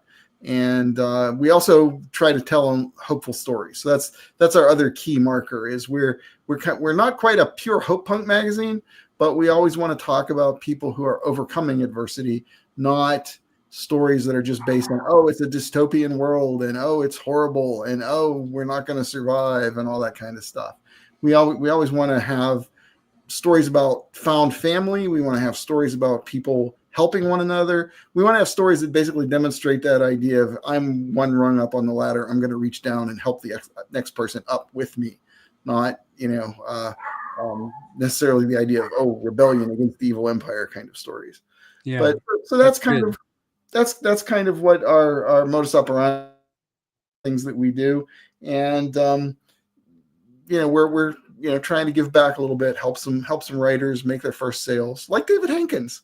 Yeah, that's good. Just real fast though, on DreamForge Magazine, just so we can complete that thing. How does somebody find it? Where do they go to get it? What does it cost? Very easy. Very, very easy. Just go to DreamForgeMagazine.com. It's that simple. DreamForgeMagazine.com. We've got everything there. All of our stories are really free to read online, so you don't have to be a subscriber to enjoy the stories. You can just navigate through. In fact, we just launched a new website this year. Our one from 2019 was getting a little old, fraying around the edges. So we just launched a new website. You can actually You're showing off your geek. That's all you're doing. So you can look things up by author. You can scroll, kind of find things by author. You can find things by magazine or by issue, by type of story that you like, that sort of thing. And same website where you can subscribe. The way we generally work, we have taken on kind of the NPR model. So we basically have a Kickstarter every year, and then we have our Patreon supporters.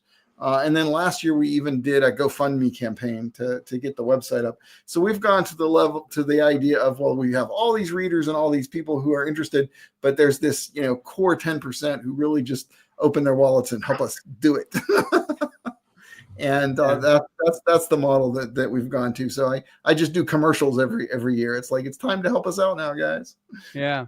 So Joe, you might not know, but Scott's the total computer geek. That's his daytime job. Well, we get along really good then, because I geek out all the time. I was teaching a friend of mine about Bitcoin just recently. He's got this little single core computer at home. He wants to do Bitcoin. And I started laughing at him. He's like, well, what do you mean? I said, I have 14 computers that run my station. They're all 36-bit. They're maxed out on RAM. They're all liquid cooled. And I said, I can produce Bitcoin. I said, because at 36 cores per computer running the same mining software, you'd be surprised. They'll actually make one pretty quick. I said, but if you're out there running a single core or a dual core, you can hang it up, my friend. I had to upgrade. I had a bunch of 6 and 8 cores in the house, and they were just starting to show their age. It's that, and they had started out with Windows XP and then had worked their way up from there. And Windows 10 just died. They just decided they're going to get rid of Windows 10, and so I got 2 computers I got to go take it off of, because it's there, and it still runs fine, but it's going to become vulnerable sooner or later. So I decided to take it off. But I build my own computers a lot of times. I'll buy some sometimes, but I'll build them from scratch myself. I don't have no problem doing that. I'll sit there, order the parts I want, and geek out. And I switched over to liquid cool about 2 years ago, maybe 3. It's somebody said, "Oh, what happens if it breaks? It's going to kill you." I said, "No, it's static. It's static liquid. It won't cause any problems. It's liquid. Do if it touch." I said, "No." I said, I'm going to show you a video from a long time ago. I said, this is a computer that a guy actually set in his bathtub full of stuff. He set it in there. He goes, "Oh my God, it's going to short out." I said, "No, it's going to run. It's going to run even better." He said, "Why?" I said, "I think it was mineral oil he had it in." Yeah, I said, "It's non-conductive. It doesn't matter." He's like, "What?" I said, "Yes, that's why we use that kind of liquid in our computers." I said, "That way, if they bust, because it's possible one might bust, it won't damage your computer. It might overheat, so you got to watch that, but it won't actually damage it." And they were like, "Oh my God, you're just a geek." Like, well, even though I'm at retirement age now, my thing now is AI. So that's what I spend my work days doing. I know it's a very sensitive subject for writers, especially. Oh, it's sensitive for a lot. But the other day I beat AI in chess. This guy online was just flipping that. He said, "You just beat AI in chess, and you beat him easily." I said, because AI is good for a lot of stuff. I said, it really hasn't got people down, correctly yet. And I said, as far as writing books, it'll do a good beginning, good end, but the middle is usually, kind of jumbly. I said, it's the same thing with art. I said, it's got its uses, but then I said, it's got a little ways to go. I said, but chess is a little bit different. I said, what it does is it scans all these chess players, and it comes back and it figures out how it's going to work. But what it doesn't realize is humans are not logical. We don't think logical. We think illogical, and it just pisses the AI off machine chess. Because one of the big chess players, because I'm ranked like I think 1100th in the world. Somebody said, "God, that's kind of low." I said, "Not compared to how many chess players there are," but he said, "I can't believe you beat it." I said, "Yeah, every time I beat it, it's $2,000 I get." So it's it's a geeky thing, and I mess with it. I mean, I got it on 4 computers. I'm using it for different stuff, but I try not to use it for art because I know so many artists now from Writers of the Future. So I try not to use it for that. And as far as writing go, I do use it for some things, like when I'm doing lectures or stuff like that. I'll tell it what I want the lecture to be, and it's pretty good about doing that. I'm not going to lie, but I've been trying to write a book of my own, which is I'm gonna give up on that. So I figured I'd tell it everything I wanted in it, and that didn't even come close. It was a disaster. It was just, but I noticed though, if you do something like 100 words or 150 words, it does it really well. So what do you do with AI then, Scott? What do I do? Well, I'm basically a content developer at this point. Well, I have worked in just putting some AI on sites that act as like concierges for site visitors to help them navigate the site. I've done some of that, but mainly what I do is content development. I'm a writer for various industries. Like an example would be early developmental childhood, writing about things like speech therapy and speech development, that sort of thing. Doing some stuff for laboratories that, basically setting up labs and all kinds of industries I write for. But what we use AI for in the writing part of the commercial stuff is essentially a force accelerator. Like I imagine people have this idea. It's like, oh, all you do is you say, write me this article, and it writes the article. And that's far from the truth. Like in commercial writing, there are specific protocols that you go through, whether you're using AI or not. It's like research the subject, outline the article, decide if, what outline you're going to use, write a first draft, review the draft, look for inaccuracies and misleading statements. There's a whole procedure you go through before you finally even give a draft to the customer to review. Well, AI is just a part of that. It can be a part of the research. It's like, go find me this information. Let's give me some outline choices. Do a first draft. One of the things people talk about is the hallucinations and inaccuracies. And I'm not saying this solves them completely. First of all, they're getting much better. They hallucinate much less than they used to. But one way to approach that is you basically have an AI. You put an AI into citation mode or verification mode, and you basically say, here is an article. I want you to look through this for misleading statements and inaccuracies. I want you to flag them in priority order, and I want you to tell me what you would recommend as a revision based on your finding. That puts them in a whole different mode. So now they're not trying to move through creation. They're trying to move through, can I find this online? Can I find a citation? Where is there text that backs this up? And these are all tasks we would do with or without AI.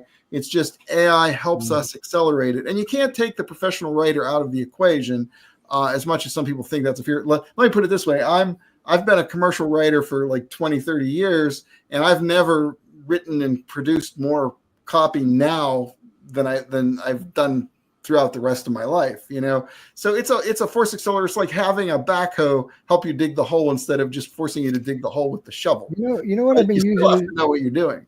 Yeah. I've been using it lately for my customer service for my online TikTok store. That's what it does. It does it really well too, by the way. And most people have no clue they're not talking to someone else. They're just talking to the AI. And I have used it to help pick stuff for the store, but it's not really good at that. I've taken that out of it and started using. Now what I do is I'll just ask a bunch of people I know, what do you think, what you'd like to see, why, different kind of watches, different styles. So that's worked out pretty good for me. But when I use AI as the customer service, it works good. It knows what it can do. As long as the parameters in there for what it knows, what it can do, what it can give back, how it goes back about doing a refund and all that stuff, it does it well. I don't want to hate on it, but it does. Yeah. It keeps me from having to pay someone to do that. So I'm not losing money on it like that. So, but everybody uses it differently. In just in my industry, and I'm sure I'm not trying to speak for the entire industry, but I know a lot of people are afraid of losing jobs. What I've seen instead is actually like we've had staff actually step up from us and get better jobs because they had an understanding of AI. Because people look at it as a limited pie, and you've got the machine taking away jobs out of the pie. And to a degree, that's true. But then to another degree, let's bake more pies. Right. It's like there's that ability to expand. And as a futurist, those are the kind of things I'm really fascinated in. Because my background, one thing we didn't talk about, but before my wife and I owned a marketing company, and before, actually after I won Writers in the Future, but I had a career in computer game development. I started out as a writer and then ended up as a project manager of computer game development. And so I saw computer games from their very inception, when a team of 2 or 3 people, working out of a bedroom could start to make a computer game, up to when we had a budget of a couple $1 million, to make a computer game, and a team of 60 people to do it. And I got to see that expansion and how far we are with computer games now to when those first PC games come out, when you had like 3 pixels to work with. And, you know, it was just a miracle that there was something on the screen. And I'm looking forward to what happens, not just with AI, but with technology in general, because it's accelerating. Whatever is happening is accelerating on a civilizational basis. And AI is a part of that. But we're basically, you know, shooting up the you know, y-axis or whatever in terms of our technical abilities and creating a new type of civilization. And I think it's perfectly correct or perfectly okay or perfectly human for people to be very scared of that. It's never comfortable to be put in a totally disruptive situation. And if you're somebody who's for instance a writer, you've been writing all your life, you're nearing retirement, you don't like technology, you don't want to learn this new thing, this new AI, and people are saying basically, well, if you don't, I don't have a job for you here. That's terrifying, and that's a real societal problem. You know, but those are things that we have to work through. It's not going to go away. It's not going to slow down. The thing is, where is it going, and can we, you know, move it in a more hopeful direction? Well, I noticed one of the gaming companies down here, they have what they call Silicon Valley, and there's 2 big gaming companies that came down here. And I'm good friends with one of the owners. And when AI came out, we were having dinner somewhere, nothing to do with AI. We're just having dinner about something else that was going on. He goes, and I had talked with Jeff Weiner just before I talked with, this was a ways back, when he came and talked to me about AI. I was like, what the hell, AI? So I'm having dinner with him. I said, well, what are you going to do with AI? He said, well, you know, I got to thinking about this. He said, I have really great development staff. He said, my programmers are good. My illustrators are good. My writers are good. He said, so what I think I'm going to do is I'm still going to have them do the storyboards and set up all the technology. And he said, and then I'm going to use my AI to mass produce it. So what he's doing now is where it used to take him 18 months to produce a game, he's producing it in 7, which means these guys are making more money that at work for him. They all got raises. They went from $100,000 to $120,000 each. He's producing, and he can produce more games now. So he's real happy. The staff is real happy. He's still hiring more people because they still do the storyboards like they always do. You know, they still write the story like they always do, and then they give it to AI to check it and everything else, and then it mass produces it. It's for him, it's a great system, and he's making a lot more money. And everybody who works for him is still doing it, but you do need to understand AI now when you work for him. You yourself may not be using it, but you still need to understand how it works. Even if you're a storyboard writer or if you're a storyboard maker or illustrator, you still need to understand how that AI works, because sooner or later, you know, you're going to take that and you're going to go to the AI and say, okay, this is all we've done. We're putting it together. You're going to put it together. You're going to mass produce it, and away we go. And they've been using the AI to test the games, which is another thing. So it has so many uses. It is scary because, you know, if you're scared of it, your odds are you won't be messing with it, and it could cost you, you know, jobs in the future. But I don't think it's going to take any jobs. I actually think in the long run, it's going to create jobs, just like other things. But, you know, they want to talk about things that are scary. Well, look at the robotics. So we were talking about this the other day on a news show. They were talking about immigrants being thrown out and how we're not going to be able to pick our food. So they showed these 2 guys in California, 2 guys with 2 tractors, 400 acres in one day. They don't need the immigrants anymore. It's all automated. The little things pick them up. They even got these things now that go up to the tree and go around the tree and shake the tree so all the fruit and nuts fall out of them. So you don't need immigrants out there picking. They got a new machine that sucks all the cotton off. So, I mean, more and more and more, we're doing away with those jobs. So you need to educate yourself on something else, and AI might be the thing. And, you know, it's going to be in our cars. It's going to be in all kind of stuff in the future. I mean, Tesla already uses it inside their automated cars. You're just going to see more and more of this. So it would be a good thing to at least, I think they should teach it in high school up as a basic, something just basic. You know, say, look, this is what it can do. This is what it can do for you. This is how it can help you get a job. And then I think if they do it that way, as these kids go into college, it'll become much more productive. I mean, colleges are using it right now to try to solve all kind of fun. Matter of fact, they were using AI to supposedly Omomosa sent a signal back, which they think they sent to that comet Atlas. So they're using AI because they could figure out part of it. Part of it seemed to be beyond us. So they've been using AI to try to figure out what this actually says. So I don't know. Is it real or not? I guess we'll find out when it figures out what it says. But they did say they found remnants of the gold record, stuff that was on the gold record in the signal. Yeah. So for this kind of stuff, for me, I think it's fabulous. Of course, until Uncle Trumpy comes out and says it's real, I'm going to be a little bit skeptical. But, you know, I mean, there's so much of this stuff out there. I get phone calls every day, John, because I do some UFO stuff. Joe, that Atlas thing's coming for us. We're going to die. I'm like, wait, what? Did I miss something on the news? Did something happen and nobody told me about? The thing ain't even coming by us. It's going by Mars. It is on the elliptic, which is weird.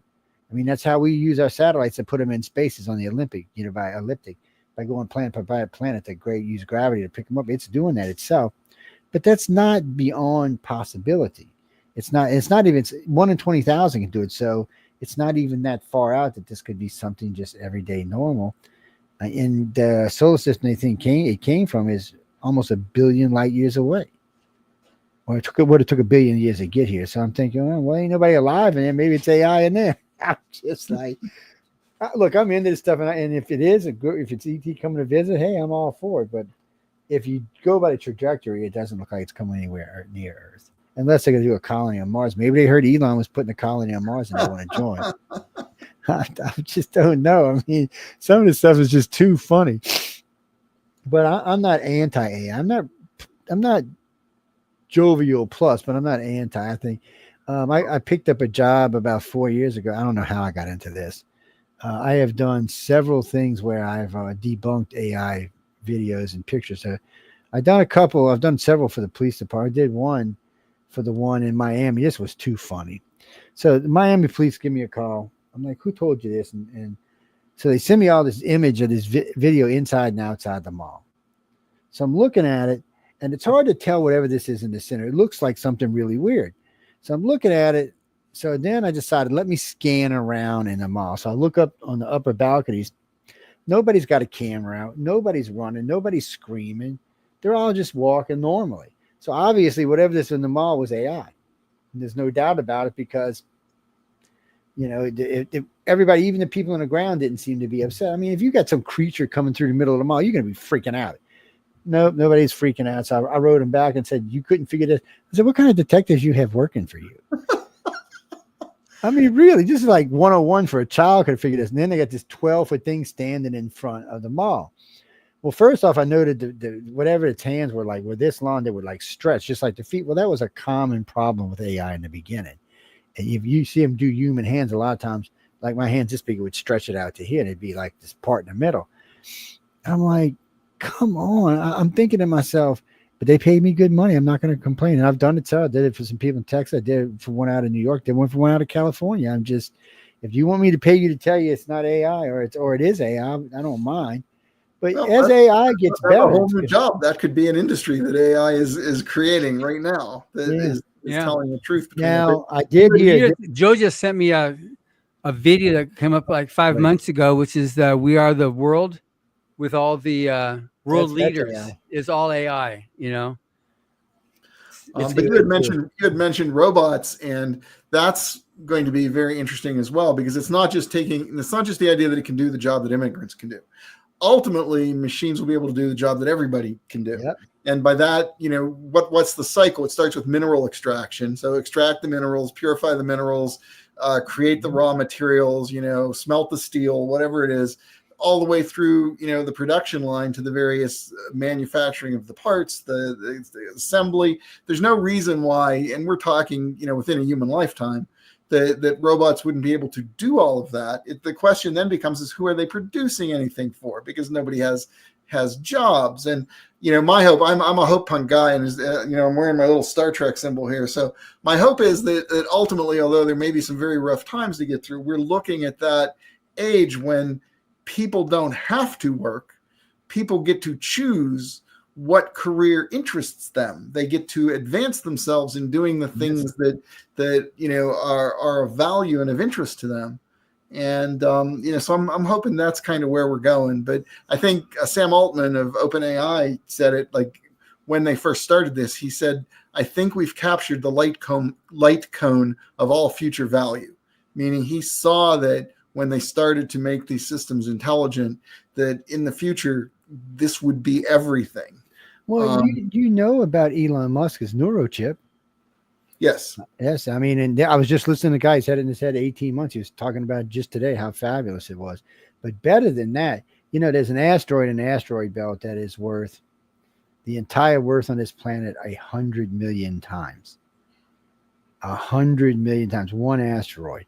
Yes. So now they're talking, yes. Yeah. So what they're going to do is they're going to colonize Mars. Elon's going to send robots out there. They're going to be AI.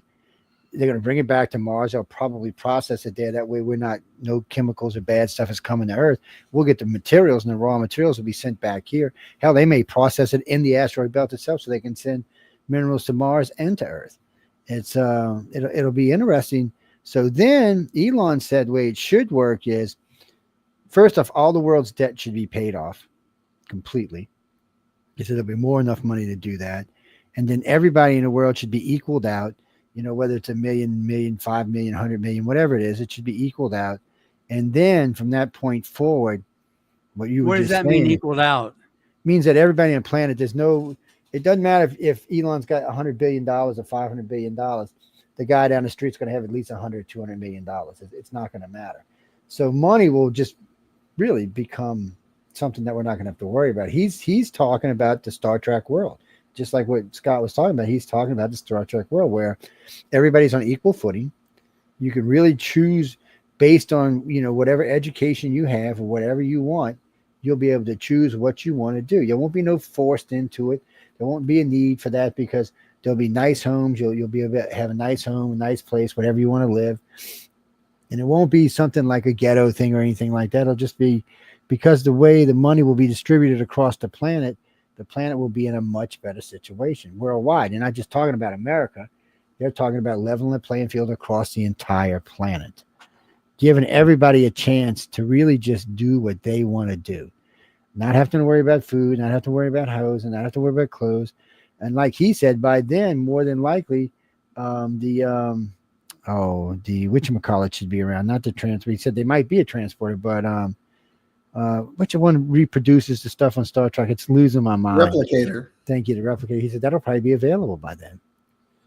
He said he's already knowing that so there's already 5 countries working on teleportation.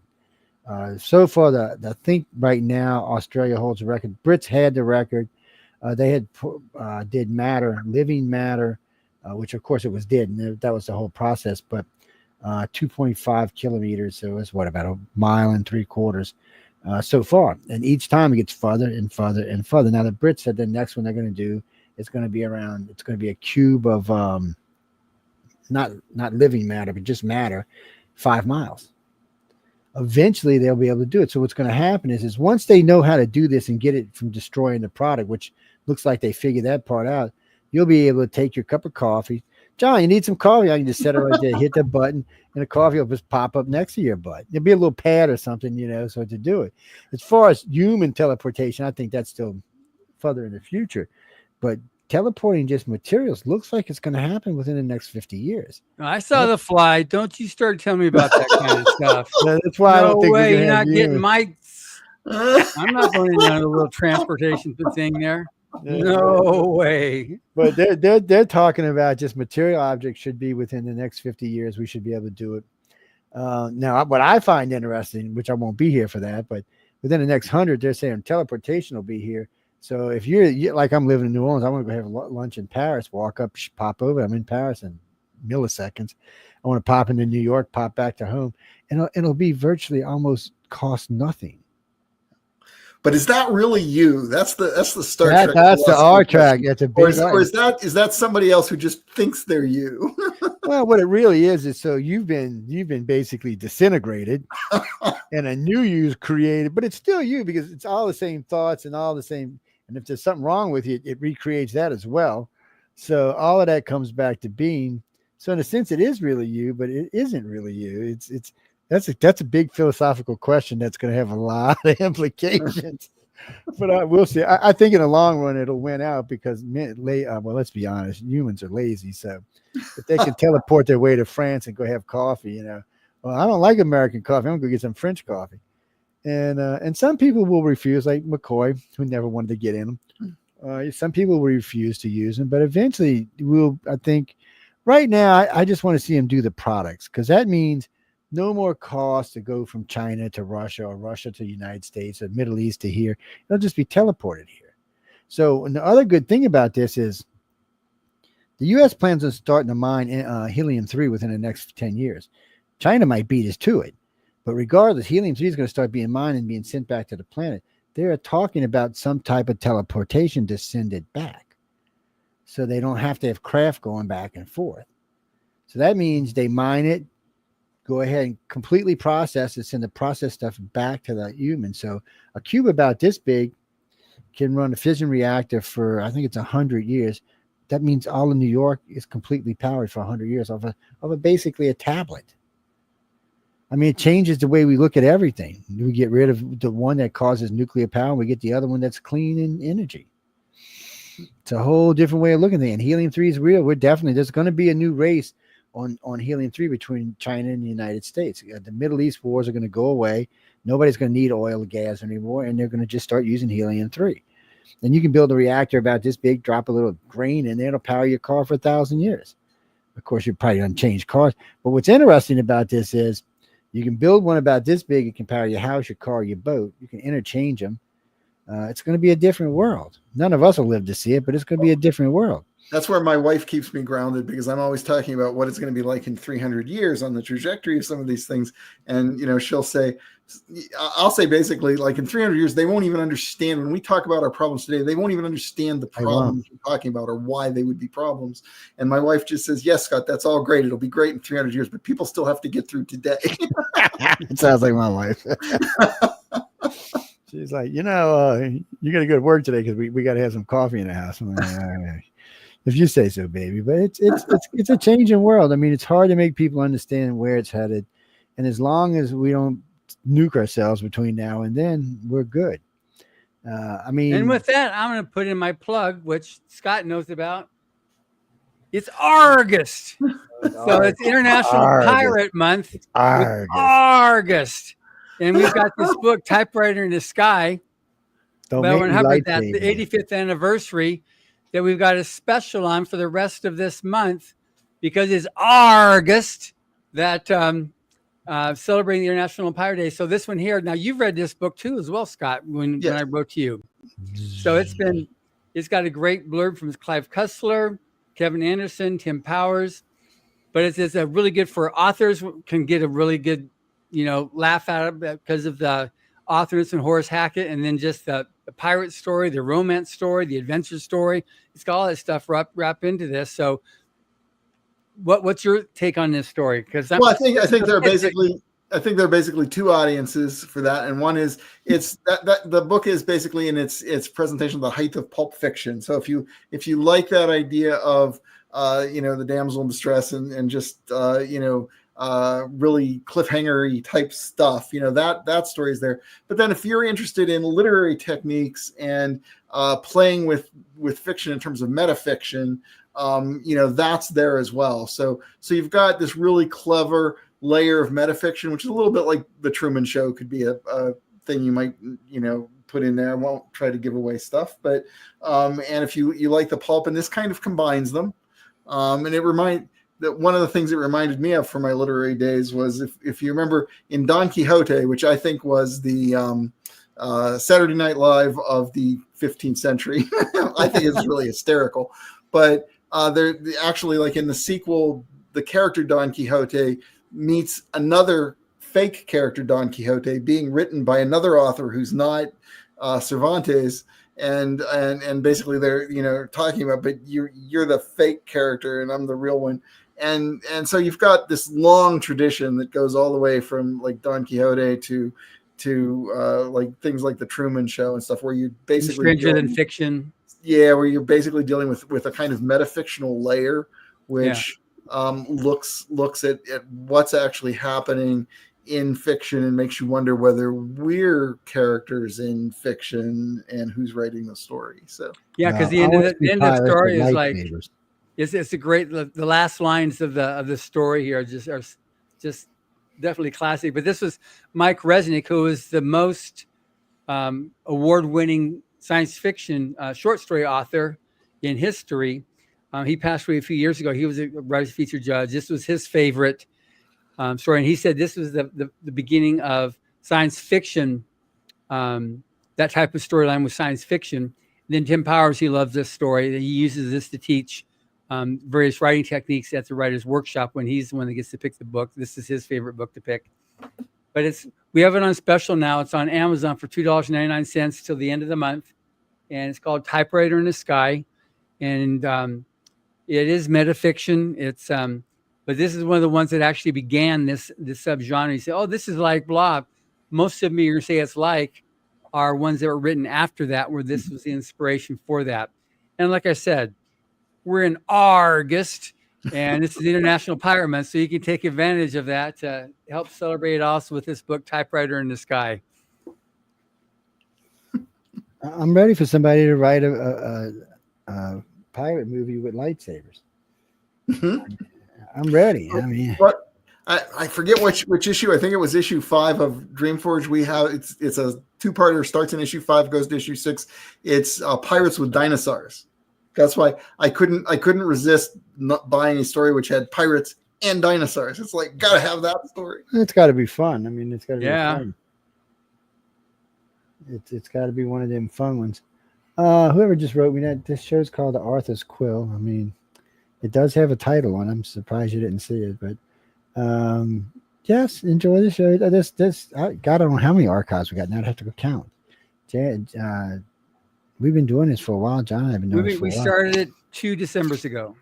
So we 2 years in. There's lots of famous authors, lots of winners, all kind of people who are in the field, both in illustrations and in writing. I said there's actually if you take the 2 years of this show and Writers of the Future, which comes on an hour before this show, you can probably learn a lot. If you're a beginner author or a beginner illustrator, you can learn a lot. Yeah. I mean, literally. And then you can learn how to, send in and win it. Yeah, you can win at Writers of the Future. Well, the show in between John and I is actually called The Professional. It's Echo Chernick, who's one of the judges. Well, actually, she's a coordinating judge for the illustrators. Yeah. And so you can learn a lot from her, too. So you've got 3 shows here that can help your career. Yep. And, you was just listening to Scott. He was telling you stuff he did. I mean, there's so much information that you can get. You're just not going to get it anywhere else. There's nobody else does this but us. So get in there, listen to the shows. What do you mean? Yeah, we're geeks. I mean, that's a compliment. And 30 years ago, 40 years ago, it wasn't a compliment. Today it's a compliment because the geeks have only got all the money. So I'm just telling you. Look at Elon Musk. He's the biggest geek on the planet. How much is he worth? $300 billion. I mean, come on. Yes. And he's got how many wives and children? 14 kids, 8 or 9. I mean, come on. See, that's geek power there, my friend. Oh, don't even get me started on Elon. I love Elon, but Elon's also a pain in the ass at the same time. So Scott, because we're getting close to the end, so now you're also an author. Anything that you recommend people read just to be able to find out about like what you've written that would be enjoyable for people to check you out? Nobody's interested in anything that I write, but I have written some in addition to Writers of the Future. I have some zombie stories in Eden anthologies. I have had a story in Algis Budrys Tomorrow magazine. It's not available, and we don't know if it will be, but I actually won the Sci-Fi Idea Prize last year, where we were writing novelettes on Dyson spheres, talking about creating Dyson spheres, sort of thing. And I just had a story out recently in Space and Time magazine. I wrote horror. I'm always doing hope punk, right? I'm always doing this is the good future, and but I do like horror. It's just not what we do at DreamForge. So Angela Rico Smith, she has her Space and Time magazine, which is devoted to more of the horror. I think she's the president of the Horror Fiction Writers Association at this point. And I was able to write a nice, horrible, terrifying piece for that, which came out. I think it's even in the last issue of Space and Time. Under the name of Noel Scott. Yes, under the name Scot Noel. Yes. Okay, so it is. You still kept your name. You didn't switch. You didn't. I didn't switch it. Like that. No. I didn't switch it. But yeah, so that's me writing horror instead of hope punk. So, but if they just search Scot Noel, then they'll be able to find these different short stories. Space and Time. Yeah, that would be my latest horror story. But yeah, you can search Scot Noel. You'll probably find out a lot of interesting stuff. But ever encourage everybody to go to DreamForgeMagazine.com where you can become part of our community, which is awesome because that community was also, and a lot of the people from WritersOfTheFuture.com are people that make it into there because Scott got his start. That'd be 36 years ago. Don't say that. No, he'd be saying his big numbers. I'll say 3.5 decades ago. Oh, that's even worse, man. Jesus. You gotta watch him. He's bad, man. He's bad. I'm still in here. I'm still 21. The 21-year-old doesn't know that the decades have passed. Well, I was thinking when you said Dyson Sphere, NASA swears they found one. They swear because I forgot the name of the system now. K something or another. So at first they're watching this system, and then they started noticing that something's causing the sun to dim. They said, "Oh, it must be an asteroid field." No, that's not what it was. They already ruled that out. So now they think that somebody's building a Dyson sphere around the sun, and they found 2 other suns recently. They think that might already have one, or almost mostly complete. I'm like, okay, now that's scary because anybody who can build one of them is a seriously advanced race. And they came out and they said they don't think they're around yellow suns. They think they're around those. So there's a red dwarf, a special kind of red dwarf that lives for 70 million years. Not like our sun, 70 billion years, not like our sun, which is good for 10. So they're thinking they're building them around this. So they were watching these stars when they found these things. And they can't come up with any other explanation than a Dyson sphere. Ladies and gentlemen, we would explain it to you, but it would take a little while to explain. We ain't got that much time. But on one of the other shows, I'll explain it. It's very interesting technology. It's nothing that we little humans can do yet. I mean, we could build one, artificial one, but it's still in the realm of thought experiment. Well, there's an argument that we've already started creating our Dyson sphere just with the number of satellites we're starting to put up in orbit. Like even Starlink, even Elon's Starlink is going to be like 30,000 satellites. I think he said 36,000. Yeah, it's crazy. Yeah. And that's the start of a Dyson sphere.